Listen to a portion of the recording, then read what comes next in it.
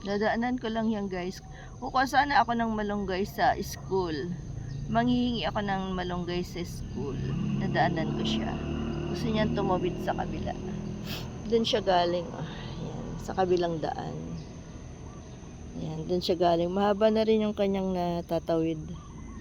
Ayan, doon naman siya papunta sa kabila. Ayan. Doon siya pupunta sa kabilang alsada. Tatawid siya. Gumagapang pala sila sa lupa.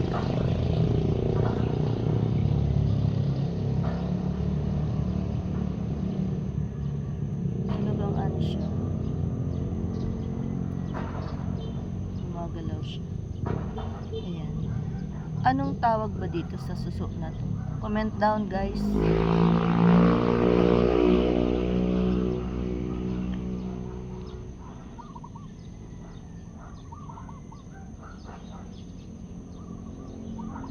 Guys, comment down kung anong tawag sa suso na to.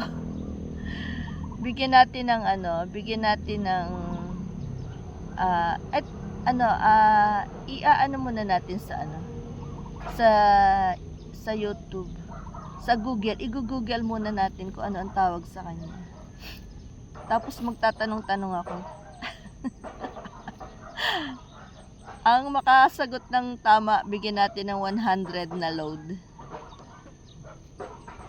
Ayan, anong tawag dyan guys? Ayan, buhay na buhay siya eh. Galing ako maglakad-lakad. Tapos manghihingi sana ako ng kukuha sana ako ng ng malunggay sa sa school. Kaso wala palang malunggay doon, hindi ko maaabot. Ayan, nadaanan ko siya. Kaya dito na lang pagtuunan natin ng pansin. Ayan guys, anong tawag sa na yan? Google muna natin. Comment down guys ang may tamang sagot. Isa lang ako sino unang makakasagot. Lalagyan natin ng 100 na load. Yan.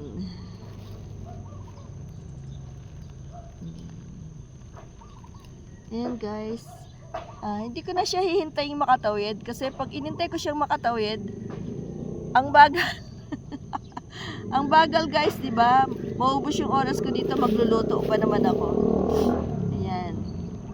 Ayan guys. Kung sino ang makatamang sagot, i-google ko siya. Pag-google ko sa anak ko. Kung sino ang makakuha ng tamang sagot, bigyan natin ng 100 na load. Ayan yun, yung unang makakasagot guys, yung unang makakasagot ng tama. Ayan, bibigyan ko ng 100 na load. Ayan. Binigyan ng pansin yung suso. Ayan, nagagalit yata siya. Nagagalit yata siya guys. Binibidyohan ko siya. Okay guys, hanggang sa susunod na video.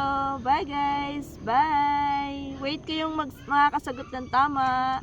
Bye.